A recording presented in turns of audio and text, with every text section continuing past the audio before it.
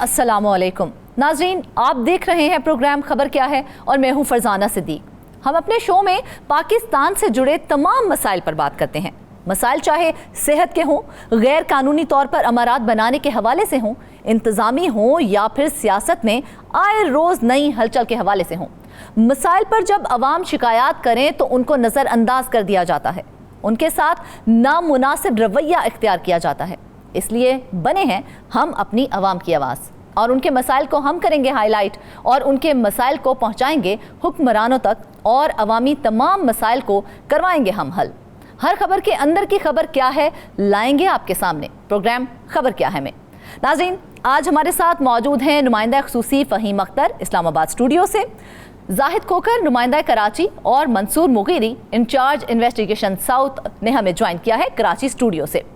नाज़रीन, सबसे पहले बात करते हैं मुल्क के बदलते हुए सियासी मंजरनामे की, जहां पर माजी में एक दूसरे के खिलाफ जलसे, जुलूस और लंबी और जोशो वल्वले से भरी तकारीर करने वाले अब साथ मिलकर इस सियासी निज़ाम में चलना चाहते हैं।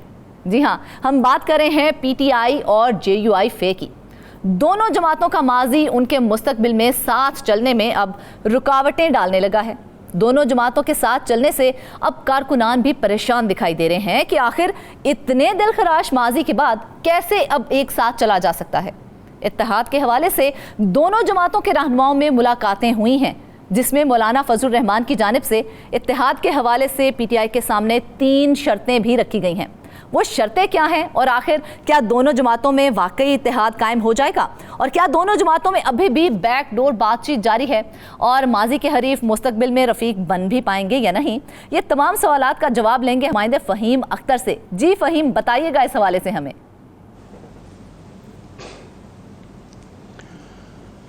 देखें, इस वक्त आपको पता है कि हुकूमत मुस्लिम लीग नून की और कायम है और पीपल्स पार्टी समेत जो बाकी इत्तेहादी जमातें हैं वो उनको सपोर्ट कर रही हैं। तो अपोजिशन के अंदर आप देखें जो 2 बड़ी सियासी जमातें हैं वो अलग अलग तहरीक जो है वो चला रही हैं और इन दोनों का जो इत्तफाक राय है या फिर जो इत्तेहाद है वो इस वक्त मुश्किल दिखाई दे रहा है। जमीयत उलमा इस्लाम अलग से अपनी तहरीक चलाई हुई है, जबकि पाकिस्तान तहरीक इंसाफ ने गो के दीगर जमातों को साथ मिलाया हुआ है। लेकिन JUI और पाकिस्तान तहरीक इंसाफ का जो इत्तेहाद है वो काफ़ी ज़्यादा इस वक्त मसाइल का जो है वो शिकार है। मुतअद्दिद मरतबा PTI के रहनुमाओं ने मुलाकातें की मौलाना फजलुर रहमान से, लेकिन वो मुलाकातें अभी तक कारगर साबित नहीं हो सकीं और अभी तक ऐलान नहीं हो सका। जब इस सवाल की जो हमने छानबीन की, जब हमने पूछा कि खोज लगाई कि आखिर क्या वजह है कि JUI और पाकिस्तान तहरीक इंसाफ के दरमियान कई मुलाकातें तो हुई हैं लेकिन बात बन क्यों नहीं पा रही इत्तेहाद की, तो पता चला कि मौलाना फजलुर रहमान जो है वो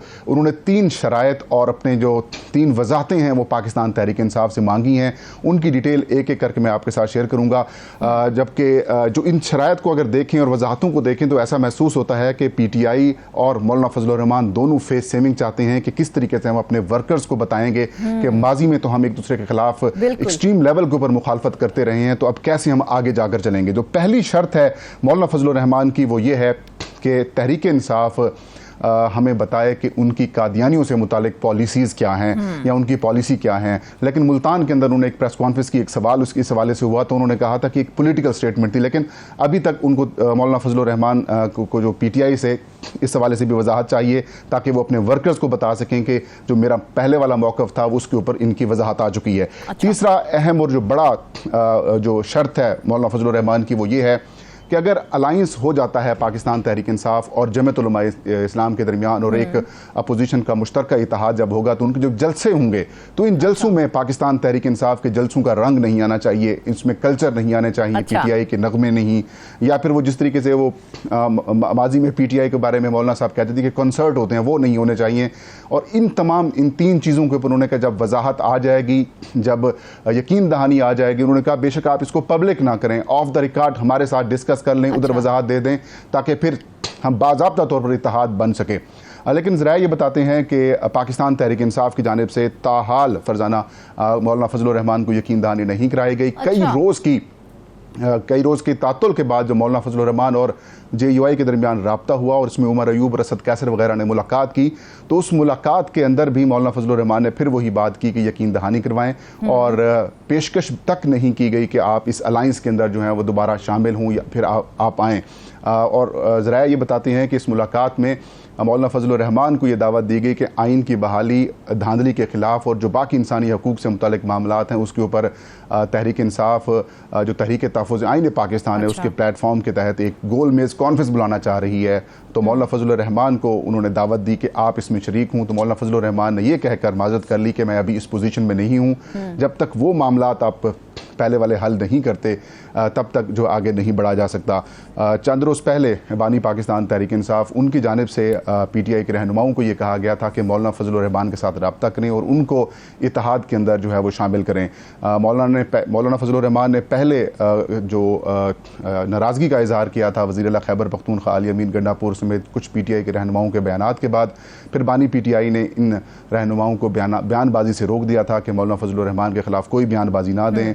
वज़ीर आला खैबर पख्तूनख्वा अली अमीन गंडापुर के साथ मीटिंग में उन्होंने कहा था बानी PTI ने कि आप अब डेरा इस्माइल खान की सियासत से बाहर निकलें, अब आप वज़ीर आला हैं पूरे खैबर पख्तूनख्वा सूबे के, तो अब आप नेशनल लेवल के हवाले से मामला दिखाएं। तो उनकी बयानबाजी भी रोक दी गई, लेकिन फिर मामला जो अभी तक अटका हुआ है वो यही है कि 3 जब तक वो शराइत पूरी नहीं करते तब तक मामला आगे नहीं बढ़ सकते। अच्छा फ़हीम, ये जो 3 शराइत आपने बताई हैं ये बानी PTI तक पहुँचाई गई हैं क्या? उन तक ये तीनों शराइत पहुँच गई हैं? देखें, तहरीक इंसाफ के जो ज़राए हैं उनसे मैंने इस हवाले से पूछा, कुछ रहनुमाओं से भी पूछा, तो उन्होंने कहा कि जब मौलाना फजलुर रहमान ने पहले अली अमीन गंडापुर और कुछ PTI के लोगों के साथ जो उनके बयानबाजी के ऊपर और मौलाना फजलुर रहमान के ख़िलाफ़ बयान के ऊपर जो नाराज़गी थी, उस हवाले से उन्होंने कहा हमने बानी PTI तक ये बात पहुँचाई थी। तो बानी PTI ने फिर फौरी तौर पर एक्शन लेते हुए उन तमाम रहनुमाओं को बयानबाजी से रोक दिया था। और JUI ने जो गुज़श्ता 3-4 दिन पहले मौलाना फजलुर रहमान की असद उमर और रसद कैसर वगैरह के साथ जो मुलाकात हुई है, तो उस मुलाकात में भी इसी खदशे का इजहार किया गया था कि क्या ये मेरी बातें जो हैं वो बानी PTI तक पहुंचाई जा रही हैं या नहीं पहुंचाई जा रही। तो JUI के अंदर ये कंसर्न मौजूद है कि वक्त निकलता जा रहा है। अपोजिशन को अगर एक साथ होना है तो इसके लिए तमाम तर चीज़ों को, माजी को भुलाना पड़ेगा, लेकिन वो कंसर्न शो कर रहे हैं कि उन लगता ऐसा है कि बानी PTI तक जो हमारे कंसर्न्स हैं वो नहीं पहुंच पा रही। और यही वजह है कि अभी तक उनको कोई यकीन दहानी नहीं कराई गई। JUI के ज़राए ये भी बताते हैं कि जब JUI के दरमियान राब्ते हुए और बातचीत बढ़ाने के हवाले से मामलात आगे जब चले, तब पहली ही मीटिंग के अंदर जमीयत 3 अहम मुतालबे, शर्तें या फिर जो तहफ़्फ़ुज़ात हैं वो सामने रखे थे PTI के रहनुमाओं के सामने कि जब तक इनके ऊपर वजाहत नहीं आती तब तक मामला आगे नहीं बढ़ सकते। वजाहत तो बड़ी मामूली सी ये शर्तें हैं, आपको लगता है कि PTI को इसके ऊपर कोई एतराज़ हो सकता है? देखिए, PTI तो वाज़े तौर पर यह कह चुकी है कि जो नामूस रिसालत सल्लल्लाहु अलैहि वसल्लम है उसके ऊपर किसी किस्म का कोई कंप्रोमाइज़ नहीं किया जाएगा। कादियानियों के हवाले से तहरीक इंसाफ के दौरे हुकूमत के अंदर भी बड़े कैटेगोरिकली मौक़िफ़ इख्तियार किया गया था। और जब एक हलफनामा जो कि इंतखाबात से मुतल्लिक़ उम्मीदवार जमा कराते हैं, जो कि एक बड़ा मशहूर हुआ था मामला, उसके अंदर भी बानी PTI ख़ुद वाज़े तौर पर यह कह चुके थे कि कादियानी जो हैं वो पाकिस्तानी आइन के तहत गैर मुस्लिम है और उनके साथ कोई इशू नहीं हो सकता। लेकिन जो इशूज़ सामने आ रहे हैं वो ये है कि बानी PTI तक क्या ये बातें पहुँचाई जा रही हैं या फिर नहीं पहुँचाई जा रही। तो यहाँ तक जो इशूज़ हैं वो सामने आ रहे हैं। अगर तो ये बातें बानी PTI तक पहुंच जाती हैं तो फिर एक बड़ा जो अपोजिशन का अलायंस है वो ना सिर्फ बन जाएगा, बल्कि आप देख सकती हैं कि मौलाना फजलुर रहमान ने अब तक लगभग 5 से 6 बड़े जलसे जो हैं वो किए हैं। उन्होंने अपनी अलग तहरीक शुरू की हुई है और जबकि दूसरी जानिब तहरीक इंसाफ और जो बाकी अपोजिशन के अलायंस हैं उनको ना फैसलाबाद में जलसे की इजाज़त मिली या फिर किसी और शहर के अंदर इजाज़त नहीं मिलती, तो वो जो है अदालतों से रजू तो कर रहे हैं। लेकिन मौलाना फजलुर रहमान की सूरत में, जमीयत उलमा इस्लाम की सूरत में, आपने देखा होगा पाकिस्तान तहरीक इंसाफ की हुकूमत में भी जब पाकिस्तान डेमोक्रेटिक अलायंस बना था तब भी मौलाना फजलुर रहमान का एक बड़ा कलीदी किरदार था। जो वर्कर्स जलसे के लिए बाहर लेके आने, रैलियां निकालनी या फिर जो सिक्योरिटी वगैरह के मामला होते थे, तो जमीयत उलमा इस्लाम के वर्कर्स एक बड़ी तादाद में हर जगह के ऊपर दस्तयाब होते हैं। तो अभी भी मौलाना अलग से तहरीक तो शुरू कर रहे हैं। तहरीक इंसाफ के ज़राए हैं उनसे जब मैंने पूछा तो वो उनका ये कहना था कि हम चाहते हैं कि इंतखाबी धांधली हो या फिर आइन की बहाली, इंसानी हकूक़ का तहफ़्फ़ुज़ या फिर जो दीगर मामलात हैं, इसके ऊपर मौलाना फजलुर रहमान गैर मशरूत तौर पर हमारे साथ आएँ और हम उनके साथ बैठें। अच्छा, फिर आगे इस मामले को लेकर चलें। लेकिन मौलाना फजलुर रहमान कहते हैं जो कि पीटीआई की जानिब से जो जेस्चर दिया जा रहा है वो यही दिया जा रहा है कि हम अलायंस करना चाह रहे हैं, लेकिन मौलाना साहब की जो शर्तें हैं उस चीज़ की गारंटी कौन देगा? क्योंकि अभी तक उनको ये भी खदशात हैं, उनकी शर्तें बानी पीटीआई तक नहीं पहुंचाई गई हैं। हाँ, देखें, ये इनकी दोनों जमातों के दरमियान जो फुकदान था एतमाद का, उसको ख़त्म करने के लिए जो पख्तूनख्वा मिली अवामी पार्टी के सरबराह हैं महमूद खान अचकज़ई, उन्होंने बड़ा कलीदी किरदार अदा किया। इसके अलावा नेशनल पार्टी हो या फिर BNP मैंगल की जमात हो, उन के रहनुमाओं ने भी ये जो बर्फ़ पिघली है PTI और JUI के दरमियान, इन तमाम रहनुमाओं ने बड़ा किरदार अदा किया। अलबत्ता सुन्नी इत्तेहाद कौंसल के जो सरबराह हैं साहिबजादा हामिद रज़ा, वो इस मौलाना फजलुर रहमान के साथ इत्तेहाद की मुखालफत करते हैं। तहरीक इंसाफ के अंदर भी कुछ आवाज़ें ऐसी थीं जो मुखालफत कर रहे थे, लेकिन बानी PTI ने कहा कि मौलाना फजलुर रहमान के साथ अलायंस करना है और उनको साथ लेके चलना है, क्योंकि मौलाना फजलुर रहमान ये वाज़े तौर पर मौक़िफ़ इख्तियार किया है। उन्होंने कहा आम इंतखाबात 2024 के अंदर धांधली हुई है तो हम इनको एक्सेप्ट नहीं करते। तो उनका कहना था कि एक बड़ी कुव्वत अगर एक साथ यही सेम मौक़िफ़ रख रही है तो इन तमाम कुव्वतों को एक पेज के ऊपर जो है वो होना चाहिए। जबकि जो इशूज़ चलते हैं, आप देख सकती हैं कि खैबर पख्तूनख्वा के अंदर जिन दो बड़ी जमातों के दरमियान मुकाबला होता है इंतखाबात में, वो पाकिस्तान तहरीक इंसाफ और जमीयत उलमा इस्लाम है। तो JUI को जो अल्टीमेटली जो इलेक्शंस के हवाले से कंसर्न्स हैं वो पाकिस्तान तहरीक इंसाफ से हैं, क्योंकि डेरा इस्माइल खान हो, टांक हो या फिर वो इलाके जहाँ पर जनूबी खैबर पख्तूनख्वा के अजला जहाँ से जमीयत उलमा इस्लाम बड़ी स्ट्रॉन्ग हुआ करती थी, वहाँ पर पाकिस्तान तहरीक इंसाफ को नशिस्तें मिली हैं। तो देखा जाए तो कन्फ्लिक्ट ऑफ इंटरेस्ट इस मामले के अंदर भी आ जाता है कि जमीयत उलमा इस्लाम को जो इशूज़ हैं वो पाकिस्तान तहरीक इंसाफ से हैं और पाकिस्तान तहरीक इंसाफ को मुस्लिम लीग नून से हैं। और देखा जाए तो दोनों जमातों को हमेशा से इशूज़ रहे हैं। 12 साल का दोनों जमातों के बीच में जो है वो इख्तलाफ रहा है। आपको लगता है कि इतने इख्तलाफ के बाद जो है उनके दोनों जमातों के दरमियान एक दीवार, बल्कि दीवार भी छोड़ने एक पहाड़ हायल हो चुका है, तो उसको हटाया जा सकेगा?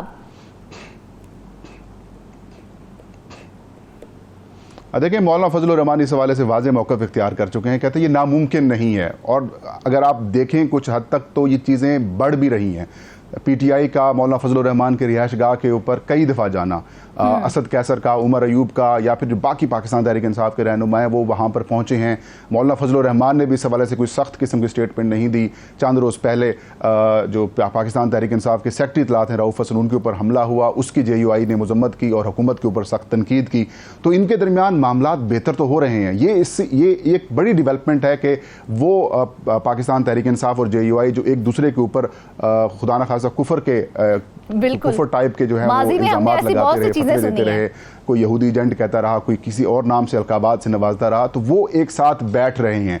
तो अब तक ये डेवलपमेंट तो बड़ी है कि शायद दोनों जो जमातें हैं, चाहे पाकिस्तान तहरीक इंसाफ हो या फिर जमीयत उलमा इस्लाम हो, ये दोनों फेस सेविंग चाह रही हैं कि हमने आखिर में अपने वर्कर्स को तैयार कैसे करना है, उनको राज़ी कैसे करना है, उनको कैसे मोटिवेट करना है कि भाई अब हमारा अलायंस मुस्लिम लीग नून या पीपल्स पार्टी के साथ नहीं बल्कि अब पाकिस्तान तहरीक इंसाफ के साथ हो चुका है।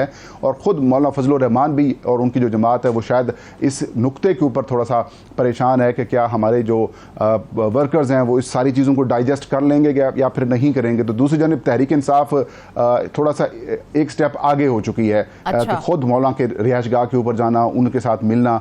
अब जो इशूज़ आ रहे हैं वो मौलाना साहब ने जो 3 शराइत रखी हैं, जो मुलाकातें हो रही हैं, अगर इससे कबल माजी में देखा जाए तो बानी PTI जो हैं JUI के साथ इत्तेहाद के हवाले से बहुत सख्त मौक़िफ़ रहा है उनका। तो अब इस नरमी की जो है वो वजह सिर्फ फेस सेविंग ही है या कुछ और भी है?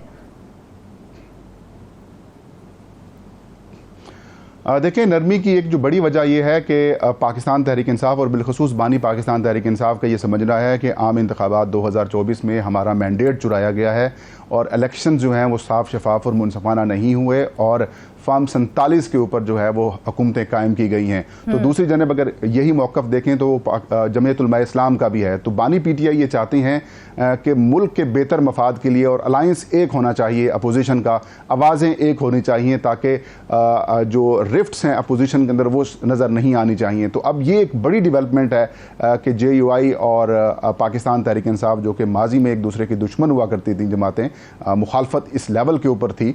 लेकिन इंटरेस्टिंग बात यह है कि परवेज़ मुशर्रफ के दौर में मौलाना फजलुर रहमान और बानी PTI एक स्टेज के ऊपर भी रहे हैं, लेकिन बाद में दूरियां पैदा हुई। अब इन दूरियों को जो है ख़त्म करने की कोशिशें की जा रही हैं, लेकिन फेस सेविंग बीच में हायल है। अच्छा फ़हीम, ये बताइएगा, दोनों जमातों में अगर अलायंस हो जाता है तो हुकूमत को कितना टफ टाइम दे सकती हैं ये दोनों जमातें? देखें, खैबर पख्तूनख्वा और बलूचिस्तान के अंदर देखें तो जमीयत उलमा इस्लाम जो है वो एक बड़ी फोर्स के तौर पर तस्वुर की जाती है। पंजाब में और सिंध के एक दो अजला के अंदर भी जमीयत उलमा इस्लाम एक बड़ी स्ट्रेंथ है, लेकिन बलूचिस्तान और खैबर पख्तूनख्वा की हद तक देखें तो खैबर पख्तूनख्वा में तहरीक इंसाफ हुकूमत के अंदर है, या फिर यूँ कहें कि PTI के जो हमायत याफ्ता आज़ाद उम्मीदवार हैं वो ज़्यादा अक्सरियत में जीते। तो दूसरी जानिब बलूचिस्तान की तमाम बड़ी जो सियासी जमातें हैं, जो कि बलोच नेशनल जमातें हों या फिर वहाँ पर जो जमीयत उलमा इस्लाम मजहबी जमात के तौर पर देखें, अगर वो मुखालफत में आ जाती हैं तो दो सूबों में बहुत सख्त किस्म का टफ टाइम मिल सकता है। बलूचिस्तान में देखें PK मैप पहले अपोजिशन अलायंस के अंदर शामिल है, national party, Balochistan national party, और फिर अगर JUI भी उसके अंदर शामिल हो जाती है, जो गो के वो मुखालफत तो कर ही रही है हुकूमत के ख़िलाफ़, अगर वो एक प्लेटफॉर्म के ऊपर आ जाती हैं तो फिर इन दो सूबों से बड़ी सख्त किस्म की रेजिस्टेंस सामने आ सकती है वफाक को। और फिर पंजाब के अंदर भी पाकिस्तान तहरीक इंसाफ की काफ़ी ज़्यादा पेनिट्रेशन है, तो फिर उनको वहाँ पर भी मोमेंटम मिलेगा। तो अगर ये दोनों जमातें एक पेज के ऊपर आ जाती हैं इंतखाबी धांधली के लिए, तो हुकूमत के लिए बहुत ज़्यादा मसाइल पैदा हो सकते हैं। देखें, अगर इस वक्त तो जो तहरीक तहफ़्फ़ुज़ अहन पाकिस्तान, जिनमें पाकिस्तान तहरीक इंसाफ शामिल है, वो अलग से अपनी मुहिम चलाए हुए है, और मौलाना फजलुर रहमान की जमात जमीयत उलमा इस्लाम उसने अलग से अपना जो है वो कैंपेन शुरू की हुई है। कई जलसे कर चुके हैं, बलूचिस्तान से जलसे शुरू किए, कराची से पेशावर, और फिर मुजफ्फरगढ़ के अंदर भी वो जलसा करने जा रहे हैं मौलाना फजलुर रहमान। तो दोनों तरफ से चल रही हैं, लेकिन इस वक्त अपोजिशन तकसीम है। तो अब कोशिशें ये की जा रही हैं कि एक अपोजिशन हो जाए, और जब एक अपोजिशन होगी तो फिर हुकूमत को पार्लिमान के अंदर भी और फिर पार्लिमान के बाहर भी बहुत ज़्यादा टफ टाइम मिलने का इम्कान है, क्योंकि कौमी असम्बली हो या फिर सेनेट ऑफ पाकिस्तान हो, वहाँ पर अपोजिशन के मेंबरान की एक बड़ी तादाद मौजूद है। तो फिर पार्लियामेंट के अंदर और पार्लियामेंट के बाहर जो अगर सख्त किस्म की अपोजिशन मिलेगी तो यकीनन हुकूमत परेशान भी होगी, और उनको फिर डील करना पड़ेगा, इनके साथ बातचीत करनी पड़ेगी। बिल्कुल, अगर तो ये अलायंस हो जाता है, ये इत्तेहाद हो जाता है, तो गवर्नमेंट को एक टफ टाइम तो ज़रूर मिलेगा। और लेकिन जिस तरह से हालात जा रहे हैं, अगर मामला तंग गली में चला जाता है तो फिर हालात क्या होंगे, ये तो आने वाला वक्त ही बताएगा। नाजरीन, वापस आएंगे एक स्टोरी के साथ एक ब्रेक के बाद।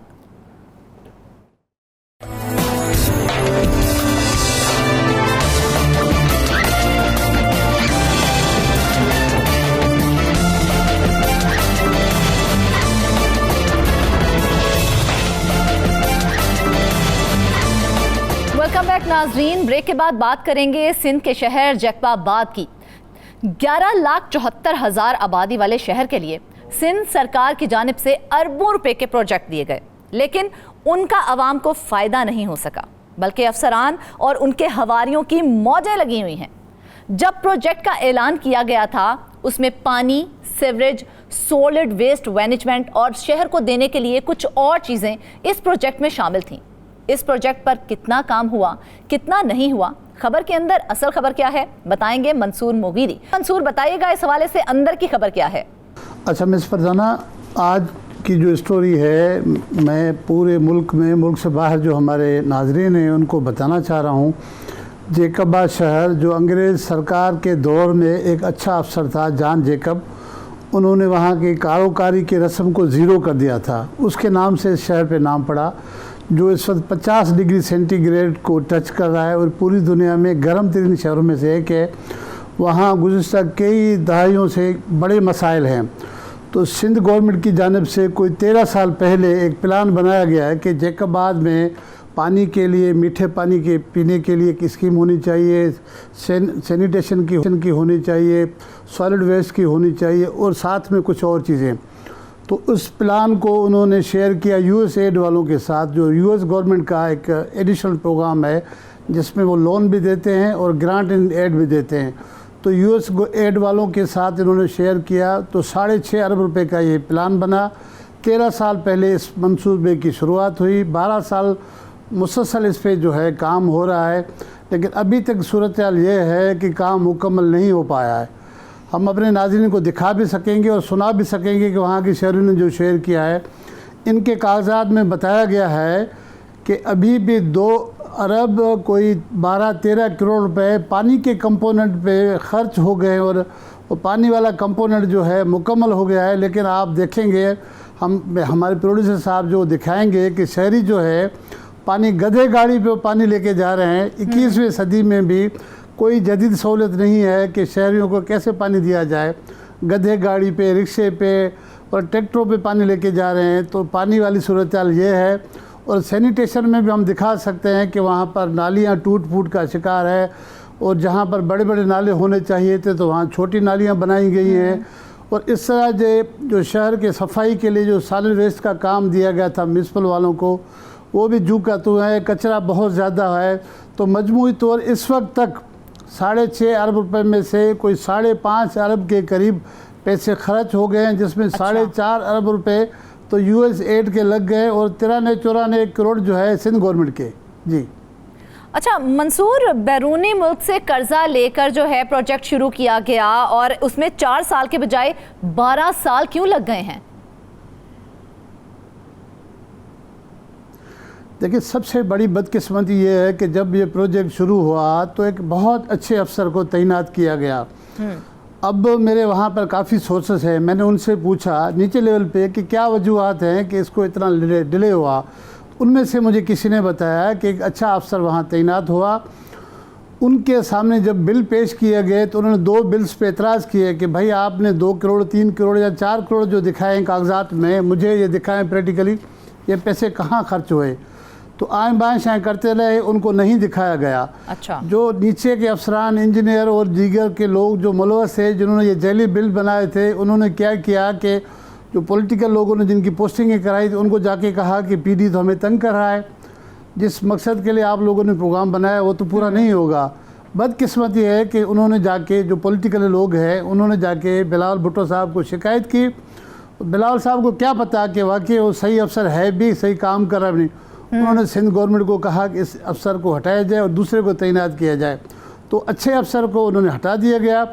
उसके बाद जो मौजूदा PD है वो भी एक अच्छा अफसर है, लेकिन दरमियान में 2 टेन्योर जो अफसरान रहे हैं, बस अल्लाह माफ़ करे, उन्होंने जिस तरह से बेड़ा गर्क किया है इस प्रोजेक्ट का, आप हैरान हो जाएंगे कि अभी तक पानी वाला मसला हल नहीं हो पा रहा है, सैनिटेशन वाला जो है वो हल नहीं हो पाया है, सॉलिड वेस्ट का वही जूं के तू है, लेकिन पैसे पता नहीं कहाँ से कहाँ चले गए। बिल्कुल मंसूर, हम तो अपने हर प्रोग्राम में कोशिश करते हैं ऐसे तमाम मसाइल को हाईलाइट किया जाए, लेकिन मसाइल हल होते दिखाई नहीं देते हैं हमें। देखिए, बड़ी बदकिस्मती है कि अगर अच्छा अफसर आके वहाँ पर काम करना शुरू कर देता है तो जो सिस्टम के लोग हैं वो उनसे तवक्कात रखते हैं। तो काफ़ी ऐसे हैं कि उनकी तवक्कात पूरा करते हैं तो उनको चलने देते हैं। काफ़ी ऐसे हैं कि उनके तवक्कात के बरस कहते हैं कि नहीं, मेरा मिशन है मैं कोई अच्छा काम कर जाऊं, इस शहर के लिए मैं काम कर जाऊं, मैं दुनिया में रहूं या ना रहूं, लोगों को पानी मिल जाए जैकबाद वालों को। क्योंकि ये तो अयूब खान के ज़माने से जैकबाद वाले बेचारे तरसते हैं पानी के लिए। अयूब खान के ज़माने से एक स्कीम शुरू हुई, उसके बाद फिर भुट्टो साहब के ज़माने में यही पानी की स्कीम शुरू हुई, फिर मोहम्मद मियाँ सुमरो का ताल्लुक भी इस जैकबाद से, उनके ज़माने में भी स्कीम शुरू हुई, लेकिन पानी उनको नसीब नहीं हुआ। तो जब पीपल्स पार्टी की मौजूदा सिंध गवर्नमेंट ने 2012-13 में ये प्रोजेक्ट शुरू किया तो अच्छे अफसर को लगाया गया। उन्होंने भी यही सोचा कि मैं अपने ज़िंदगी में एक अच्छा अगर काम कर जाऊँ, किसी बोर्ड पे मेरा नाम आ जाए तो मैं इसको ठीक ठाक कर लूँ। जो नीचे वाले अफसरान हैं वो कह रहे हैं कि उन्होंने इंतहाई दयानतदारी के साथ, डेडिकेशन के साथ काम किया। अच्छा। उनको काम करने नहीं दिया गया, उनको हटाया गया, फिर मनपसंद PD को लगाया गया, फिर मनपसंद PD जो है वो आस्ता आस्ता करता गया, आस्ता आस्ता तो प्रोग्राम बढ़ता ही गया। तो वो डेडिकेशन कहाँ चली जाती है? थोड़ी देर के लिए डेडिकेशन होती है, बाद में वो डेडिकेशन कहाँ चली जाती है कि काम ही नहीं पूरा होता? देखिए, जो डेडिकेशन वाले अफसरान है वो कहते हैं कि भाई ठीक है, हम तो सरकारी मुलाजिम है, सरकारी नौकर है, सरकार ने हमें रखा, हमने काम करना चाहा। अगर सरकार जो है अपने बंदों से, अपने पॉलिटिकल बंदों के मरफात खुश नहीं है तो हमें जहाँ पोस्टिंग दे दे, उनकी डेडिकेशन तो फिर किसी और जगह पे चली जाती है। फिर नए डेडिकेशन वाले लोग जो है वो नए एजेंडा के साथ आए, फिर नए एजेंडा के साथ आते हैं तो फिर यही होता है कि फिर एजेंडा में उनका काम कुछ इंटेंशन कुछ दूसरा होता है, जिस वजह से प्रोजेक्ट फिर यहाँ जो है घूमता फिरता है। आप हैरान हो जाएंगे कि इस दरमियान में बीच में, अच्छा मैं एक और चीज़ ऐड करना चाह रहा हूँ कि ये सिंध के लिए एक मॉडल प्रोजेक्ट था। ये 4 अजला में ये सिंध के म्यूनसिपल सर्विसेज डिलीवरी प्रोग्राम था, 4 अजला में ये करना था। उसका मॉडल प्रोजेक्ट उन्होंने पायलट प्रोग्राम जेकबा से शुरू किया, फिर कंबर, फिर दादू, फिर जो है यहाँ पर ठट्टा पे लेके आना था। लेकिन बदकिस्मती से पहला पायलट प्रोजेक्ट जो है 12 सालों में जिसका हशर ये है, तो जो अफसरान थे बीच वाले, उसमें एक अफसर ने ऐसा काम किया कि कोई 250 के करीब गाड़ियाँ खरीदी और गाड़ियाँ जाके म्यूनसिपल वालों के हवाले कर दी। मंसूर, अगर हम देखें इस हवाले से तो हमें यूएस से भी एड मिली प्रोजेक्ट के लिए, यूएस से भी एड मिली, जबकि सिंध हुकूमत ने भी इसके लिए पैसे मुख्तस किए थे। तो वो तमाम की तमाम एड कहाँ गई? वो सिंध हुकूमत ने जो पैसे रखे थे वो पैसे कहाँ गए? देखें, यूएस एड की जानिब से सबसे ज़्यादा पैसे तो उसकी तरफ से कोई 80% अबो पैसे अभी भी 5.5 अरब खर्च हुए, जिसमें 4.5 अरब के करीब तो यूएस एड वालों ने दिए। लेकिन मसला यह है कि उनके जो कंसल्टेंट आते हैं वो कंसल्टेंट भी कहीं ना कहीं से कंप्रोमाइज़ कर जाते हैं।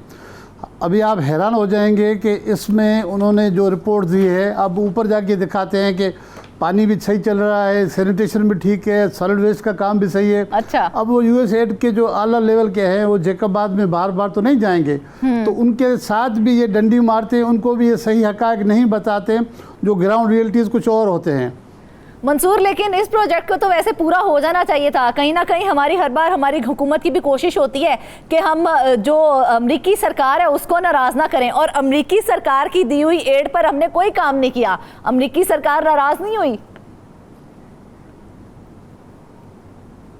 यकीनन नाराज़ हुई होगी। उन्होंने इनको कहा भी है, मुझे सोर्सेस बता रहे हैं कि अच्छा, क्योंकि ये प्रोजेक्ट है प्लानिंग एंड डेवलपमेंट डिपार्टमेंट के मातहत, तो उनसे उन्होंने अपने खदशात शेयर किए कि इतने देर तक आप प्रोजेक्ट को क्यों लेके जा रहे हैं। लेकिन हैरान कुन बात यह है कि ये इनके जो नीचे वाले स्टाफ है इतने उस्ताद हैं, इस तरह की मीठी मीठी बातें उनको जाके बताते हैं कि जी वो लोगों ने अदालत में केस कर लिया है, हम पाइप जो है ना हमारे चोरी हो गए। अच्छा। हम जिस ज़मीन से पाइप लेके जाना चाह रहे थे तो लोगों ने फटा किया है, इस वजह से डिले हो रहा है।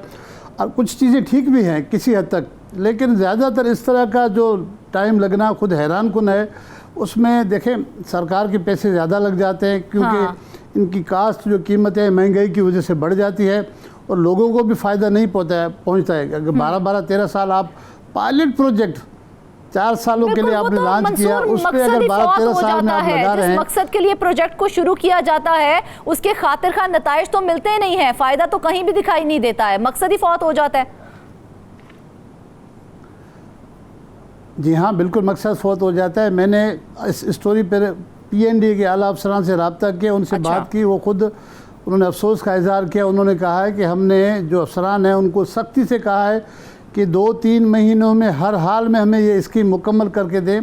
अगर पायलट प्रोजेक्ट को आप 12-13 साल लगाएंगे, इसका मतलब है कि बाकी जो 3-4 अजला है वहाँ पर 40-50 साल आप लेंगे इन 3-4 अजला में। मंसूर, अब वो कह रहे हैं 2-3 महीनों में पूरा करें, तो जो 4 साल का एक प्रोजेक्ट था वो 12 साल चले गए। 12 सालों में क्यों किसी को होश नहीं आया, क्यों किसी ने एक्शन नहीं लिया? देखिए, ये बड़ी बदकिस्मती है कि अगर सिंध गवर्नमेंट में मुराद अली शाह साहब हैं, अच्छा काम करते हैं, नोटिस भी लेते हैं, लेकिन प्रॉब्लम ये है कि जो सियासी लोग हैं उनसे ज़्यादा भी असर रसूख रखते हैं। वो फिर पीपल्स पार्टी के आला क़यादत तक जाके बताते हैं कि हमारे अफसर जो है ना अच्छा काम करें। शाह साहब जो CM साहब उनको बर्दाश्त नहीं कर रहे हैं, CM साहब की टीम उनको रखना नहीं चाह रही है। तो एक ओनरशिप नहीं है इस सूबे में। सबसे बड़ी बदकिस्मती ये है कि अगर आपने चीफ मिनिस्टर अपना लगा लिया तो कम अज़ कम उनको छोड़ दें, उनको छोड़ें, वो ओनरशिप उनको दे दें कि वो सूबे को चलाए, सूबे को दिखाए, अफसरान खुद लगाए, खुद ही फिर पूछे। आप उसको चीफ एग्जीक्यूटिव लगा देते हैं, फिर उनके खिलाफ शिकायतें आती हैं, वो कार्रवाई करता है तो आप उस पर नाराज़गी का इजहार कहते हैं कि नहीं। अफसरान तो वो लगेंगे जो ज़िले के या डिवीज़न के या जो हमारे पॉलिटिकल लोग हैं वो चाहेंगे, तो फिर CM क्या करेगा, फिर आपकी काबीना क्या करेगी। ये बड़े मसाइल है यहाँ पर कि इस सूबे को। बिल्कुल, ये मसाइल बहुत ज़्यादा है मंसूर, और इसी हवाले से हमने वहाँ के जो शहरी हैं उनसे भी की कोशिश की है कि उनके मसाइल क्या हैं, जो सॉलिड वेस्ट के हवाले से हैं, जो पानी के मसाइल हैं, अवाम का इस हवाले से क्या कहना है, हम अपने नाज़रीन को दिखाते हैं।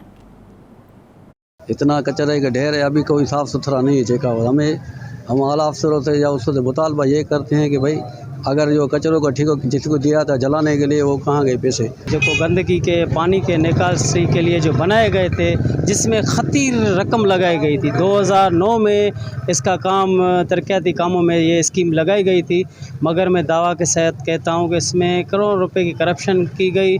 नाहल इंजीनियर नाहल ठेकेदारों को ये प्रोजेक्ट दिया गया।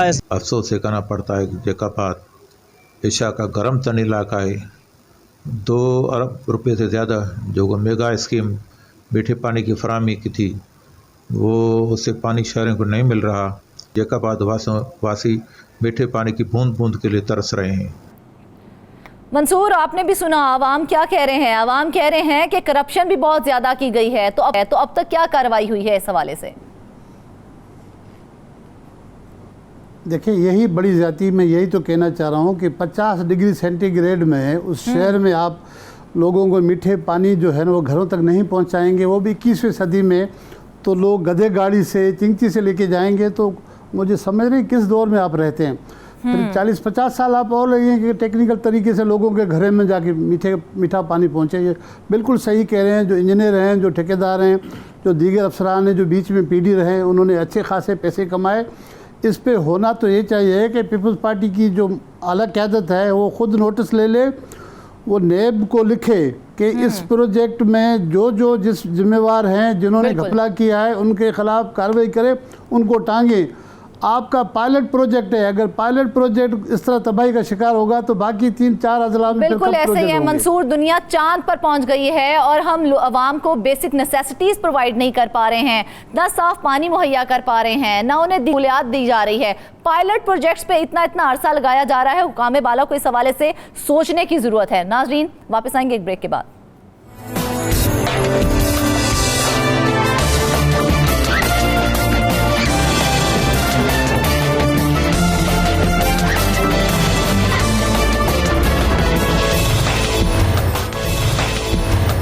वेलकम बैक नाजरीन। सिंध से जुड़ी एक और खबर पर बात कर लेते हैं। सिंध में पिछले 16 सालों से पाकिस्तान पीपल्स पार्टी की हुकूमत है, लेकिन सिंध के हालात बद से बदतर होते जा रहे हैं।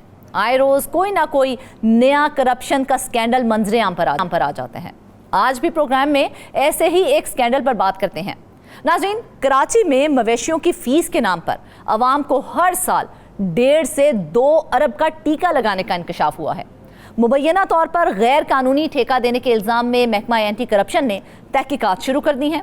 मजीद तफसीलात क्या हैं अपने नुमाइंदे जाहिद खोखर से। जाहिद, बताइएगा क्या तफसीलात हैं आपके पास इस हवाले से?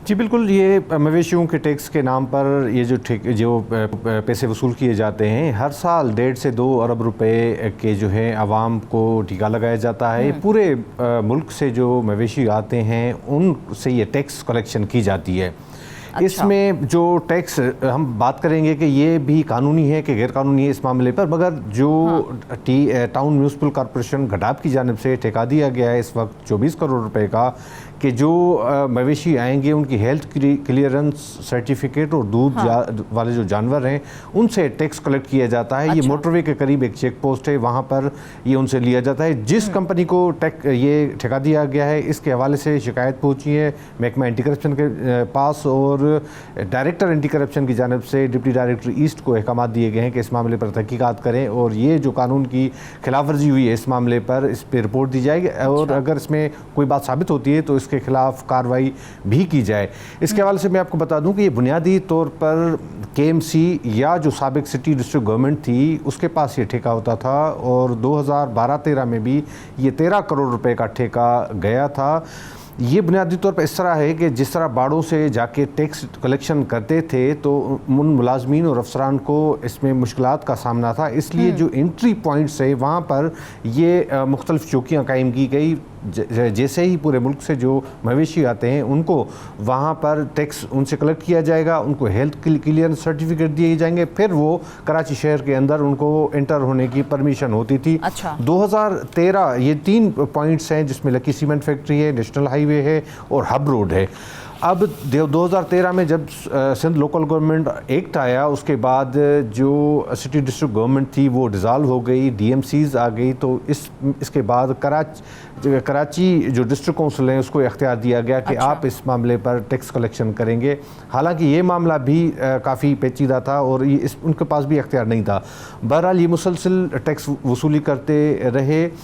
बात ये कि हेल्थ क्लियरेंस सर्टिफिकेट के हवाले से जो मैंडेट है, जो वेटरनरी हॉस्पिटल्स हैं वो KMC के पास हैं, किसी भी टाउन के पास नहीं है। और जो गुज़श्ता ठेका दिया गया था 2012-13 में वो भी 12 करोड़ रुपए का था।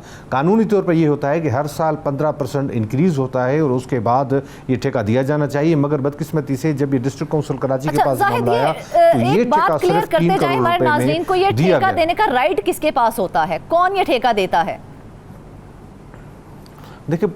देखिए बुनियादी तौर पर ये तो कराची के अंदर 25 टाउन हैं। 25 टाउन में एक तो काटू जानवर है, जिस तरह से वो कटाई होते हैं, गोश्त पूरे कराची में सप्लाई होता है, वो होते हैं। और उसके बाद जो दूध वाले जानवर जो हैं, जिनसे लोगों को दूध फराहम किया जाता है, उनसे टैक्स कलेक्ट करना होता है। ये कोई कानून ही नहीं है कि आप सड़क पर सिर्फ एंट्री पॉइंट पर टैक्स वसूल कर दें। दुनिया में कहीं भी ये कानून मौजूद नहीं होता है। और वो भी मनपसंद आप ले लें, वहाँ पर जो पुलिस मोबाइल हैं वो भी फेक होती हैं, लोगों को हरासा किया जाता है, लोगों पर तशद्दुद किया जाता है। जो पंजाब से मवेशी आते हैं उनको पता ही नहीं होता है कि फ़ीस कितनी है, उनसे 2-2, 3-3 हज़ार एक जानवर की फ़ीस ली जाती है। हेल्थ के हवाले से हेल्थ के लिए सर्टिफिकेट ये होता है कि वेटरनरी हॉस्पिटल होते हैं, डॉक्टर्स होते हैं, चेक करते हैं प्रॉपर कि ये जानवर सेहत के लिए मुज़र तो नहीं है, ये काटू के जानवर के तौर पर इसको किया जा सकता है, या इसका दूध भी मुज़र सेहत तो नहीं है। जिस तरह से माजी में भी मुख्तलिफ बीमारियां जो है वो फैलती रही हैं और कराची में इसी तरह से अभी भी फैलती रहती हैं।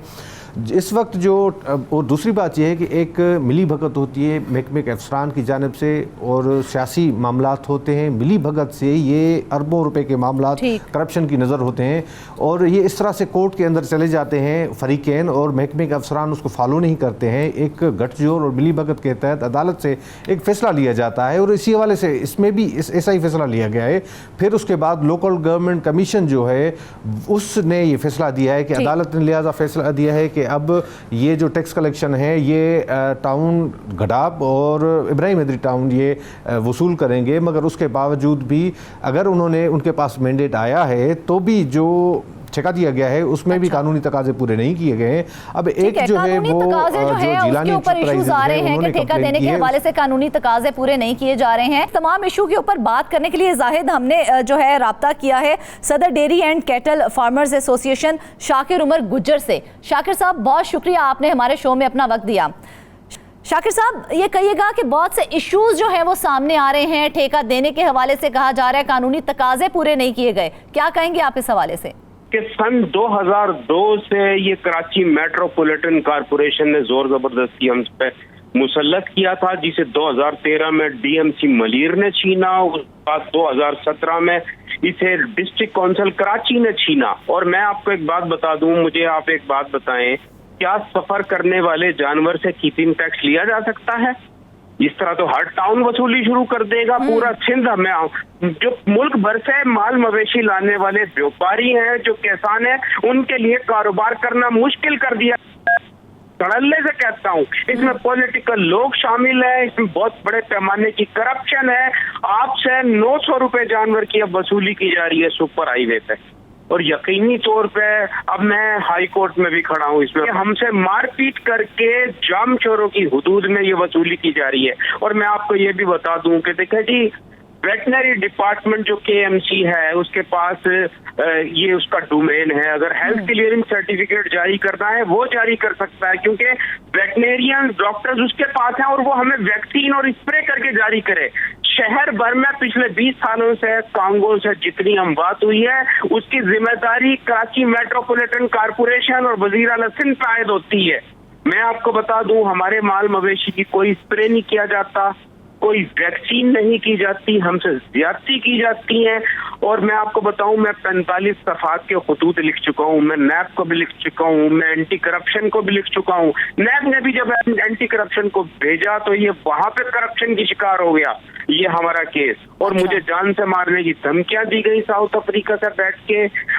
पिछले साल भी मैं आपको बताऊं कि भैंस कॉलोनी के दाखिली और खारजी दरवाजे पे अब एक नया टैक्स 1300 रुपए जानवर का लागू कर दिया गया। तो मुल्क भर से माल मवेशी लाने वाले कैसे कारोबार करेंगे? किसान कराची में या सिंध में कैसे कारोबार करेंगे?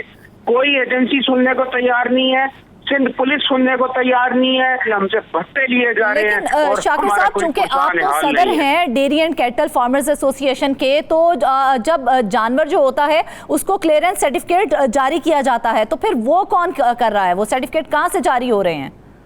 देखे जी, अभी इस वक्त जो जारी कर रहे हैं वो गडाफ टाउन जारी कर रहा है। और मैं आपको बता दूं, पिछले तो सालों में जो भी ये पैसा वसूल किया गया वो किसी हेड में नहीं गया। वो गडाफ टाउन वसूल कर रहा था पिछले दिनों भी, और डिस्ट्रिक्ट काउंसिल कराची कर रही थी। और मैं आपको बता दूं, ये 2 अरब रुपए की रिकवरी है। 2 अरब रुपए सालाना की रिकवरी है, जिससे हम फुट एंड माउथ डिजीज को नापैद करने के लिए हम अपना वैक्सीन का प्लांट लगा सकते हैं सिंध में। मैं आपको बताऊं, पाकिस्तान एक्सपोर्ट के काबिल हो जाएगा वैल्यू एडेड प्रोडक्ट डेयरी की करने का, अगर यहाँ पे वैक्सीन का प्लांट लग जाए, हम foot and mouth free disease zone declare कर दें। पर यहाँ तो करप्शन है, यहाँ तो करप्शन है, हमारा कोई पुरसाने हाल नहीं है, हम परेशान हैं, हम जाएं कहाँ? बिल्कुल जाहिद, आपने शाकिर साहब की बात सुनी, क्या कहेंगे आप? बिल्कुल वहाँ पे बिल्कुल वहाँ पर कोई जो पुलिस मोबाइल हैं वो फेक हैं, जाली हैं। वो जो जहाँ पर डॉक्टर्स जो उन्होंने बिठाए हुए वो जाली हैं। ये मुमकिन ही नहीं है कि लाखों जानवर आ जाएं और हर किसी जानवर को वो देख के क्लियरेंस सर्टिफिकेट दे दें, नामुमकिन चीज़ है। दूसरी बात ये है कि वहाँ पर जितने डॉक्टर्स बिठाए भी हुए हैं वेटनरीज, वो जाली हैं, उनके पास कोई सर्टिफिकेट नहीं है, इनके पास कोई ऐसा इदारा ही नहीं है, तो वो कैसे सर्टिफिकेट जारी करेंगे? ये नामुमकिन चीज़ है। मतलब ये है कि मजाक की हद है कि होती है। तो इतने मामलात होते हैं वहाँ पर। बिल्कुल सही करें गुजर साहब, वहाँ पर तशद्दुद किया जाता है, वहाँ पर हिरासा उनको किया जाता है, ये दहशतगर्दी ये फैलाई जाती है। उनको, उन बेचारों को जो वहाँ से मवेशी लाते हैं, उनकी ऐसी हालत हो जाती है। ये एक जो है इनको नोटिस लेना चाहिए। और प्रॉपर अगर टैक्स कलेक्शन के मामला भी होते हैं, देखिए कराची में पूरे 25 टाउन है, 25 टाउन में ये तमाम जानवर जाते हैं, तो क्या 25 टाउन में ही ये टैक्स देते रहें? और ऐसा होता भी है कि हर टाउन अलग अलग जो है वो उनसे टैक्स कलेक्शन भी करता है। मैं गुजर साहब से ये कहना चाहता हूँ कि अदालतों के अंदर तो आप इतने सालों से तो क्या आप ऐसी स्ट्रेटजी नहीं बनाते हैं कि अदालत को भी प्रॉपर बताएं, गाइड करें कि इस मामले का नोटिस ले ले? हक़ाइक़ ये हैं। असल में हमारे वकला बोलते हैं, वकला जब बोलते हैं हमें इजाजत नहीं होती बोलने की। तो यकीनी तौर पे लेकिन जी हर जगह करप्शन है। अब मैं ये नहीं कहूंगा कि हमारी अदलिया के साथ भी यही मामला है। अदलिया है तो इंसाफ है, तो हम ये चाहते हैं कि अदलिया हमें इंसाफ दे। और इसमें सबसे बड़ी बात यह है, वज़ीर आला सिंध को नोटिस लेना चाहिए।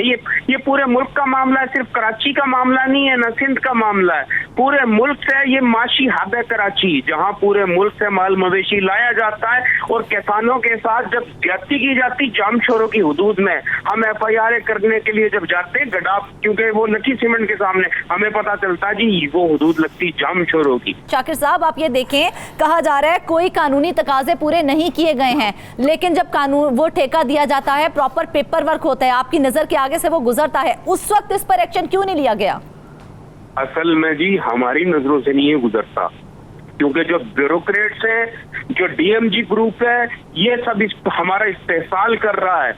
ये हमें एंट्री नहीं देते इस किस्म की मीटिंग्स में। ये तो चले अब ministry of national food security and research और पंजाब और दीगर लोग हमें अहमियत देने लगे, महकमा लाइव स्टॉक सिंध हमें तमाम चीजों में इन रखता है। पर ये इंतजामी जो मामला है कराची मेट्रोपॉलिटन कारपोरेशन के या टाउन्स के सिलसिले के, इसमें ये हमें नहीं बुलाते हैं जनाब। तो शाकिर साहब, किसका गठजोड़ है? जो एक्ट है, कवानीन है कराची म्यूनिसिपल कॉरपोरेशन के, कराची म्यूनिसिपल कॉरपोरेशन के जो कवानीन हैं उसके मुताबिक भी ये जो ईद उल अज़हा के जो 13 दिन हैं उसमें भी ये टैक्स कलेक्शन नहीं की जानी चाहिए, उसमें बिल्कुल रिलीफ मिलता है।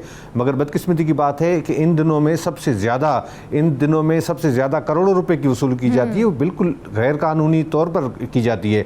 इस मामले पर मुर्तज़ा वहाब साहब को जो है इनिशिएट लेना चाहिए। हमें तो इतलात ये भी हैं कि उन्होंने कोशिश की भी है, मगर सियासी मामलात की वजह से वो मफाहमत का शिकार हैं वो बोल नहीं पा रहे हैं, क्योंकि ये भी इतलात हैं कि इसी मामले पर मेयर और डिप्टी मेयर के दरमियान कुछ इख्तलाफात भी हैं और इस किस्म के और भी कुछ जो मामलात हैं उन पर इख्तलाफात हैं, क्योंकि वो डिप्टी मेयर साहब चाहते हैं कि गराब वाले जो हैं वो जिस तरह से कलेक्शन कर रहे हैं उनको मैंडेट दिया जाए, क्योंकि उनका हल्का इंतखाब जो है वो तकरीबन वहीं से है।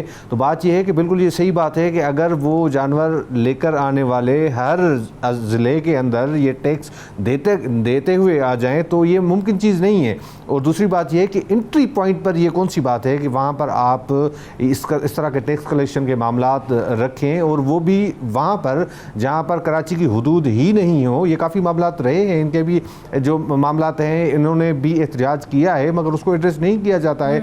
बात यह है कि कराची के शहरियों की ज़िंदगी जो है, उनकी सेहत जो है वो भी दाव पर लगी हुई है कि आप इस किस्म के जो जानवर हैं जो भी लेकर आते हैं, बेशक वो काटने के हवाले से हो या दूध के हो, उनका गोश्त भी वही कराची के शहरी खाते हैं, तो उनका जिम्मेदार कौन है? अगर किसी टाउन के पास इस किस्म की कोई कैपेसिटी है ही नहीं तो किस तरह से वो जो है वो बिल्कुल जाहिद, मैं शाकिर साहब से यही सवाल अभी करने वाली थी कि अगर यही सूरत हाल रही, जिस तरह से डेयरी फार्मर्स है वो शिकायत कर रहे हैं कि हमसे 3-3 जगह से टैक्स कलेक्ट किया जाता है, अगर इसी तरह से टैक्स कलेक्ट किया गया तो उनकी आवाज कौन सुनेगा?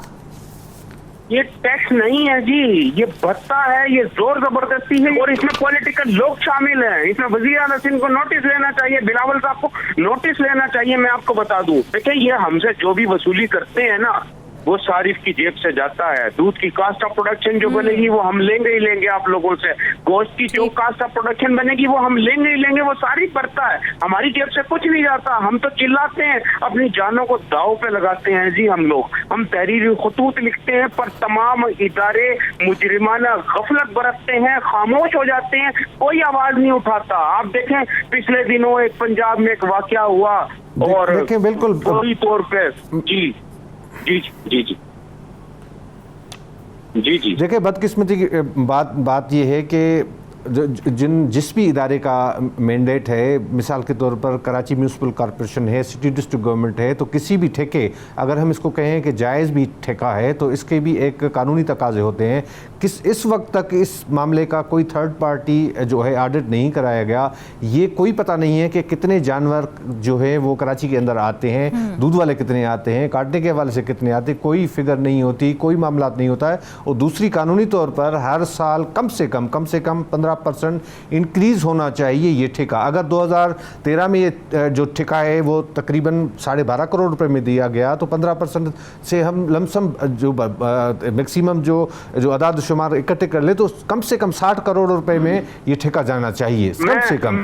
मगर ये बदकिस्मती 24 करोड़ के ठेके हैं। और फिर भी आगे भी आपको याद होगा कि गुज़श्ता साल भी गुजर साहब को याद होगा कि लिम्पी बीमारी का एक जवाब बनाकर उन ठेकेदारों को फीस जमा करने के हवाले से बड़ी रिलैक्सेशन दी गई थी और करोड़ों रुपए उनको माफ कर दिए गए थे। ये भी बदकिस्मती की बात है जी। खोखर साहब मैं कुछ अर्ज करूं कि अगर देखें, मैं आज नेशनल मीडिया पे बैठ के आपसे कहता हूं कि जी इन्होंने 12 करोड़ का दिया, हम किसान हम खुद देते हैं, इन्हें 1 अरब रुपया हम देते हैं सालाना, चले ये हम खुद वसूल करके देंगे अपने किसानों से, इन्हें चले हम देंगे, हमारे साथ जाते नहीं करें। मैं आपको सरकारी खजाने में जाए ना, सरकारी खजाने में जाए, ये तो सरकारी खजाने को नुकसान पहुंच रहा है ना सर। मैं 1 अरब रुपया हम जमा कराते हैं, हमारी एसोसिएशन जमा कराती है हुकूमत को, तो इस पर नोटिस लेना चाहिए वजीर आला सिंह को जी। असल में बिलावल साहब ठीक है। Sadar dairy and cattle farmers association Shakir Umar Gujjar हमारे साथ मौजूद थे, अपना मौक़िफ़ हमें दे रहे थे। उनका यही कहना था कि ये टैक्स नहीं है, भत्ता है जो हमसे वसूल किया जा रहा है और ये भत्ता हमने अवाम की जेबों से ही निकलवाना है, हमने अपनी जेब से नहीं निकालना। नाज़रीन, इस हवाले से बहुत सा एक काम है जो करने वाला है और उन तमाम ठेकेदारों के हवाले से भी सोचने की ज़रूरत है कि मनपसंद ठेकेदारों को ठेका क्यों दिया जा रहा है और अवाम की जेबें क्यों खाली की जा रही हैं। नाज़रीन, आज के शो से इतना ही। अपनी दुआओं में हमें याद रखिएगा। आज का शो आपको कैसा लगा? फीडबैक ज़रूर दीजिएगा। अल्लाह हाफ़िज़।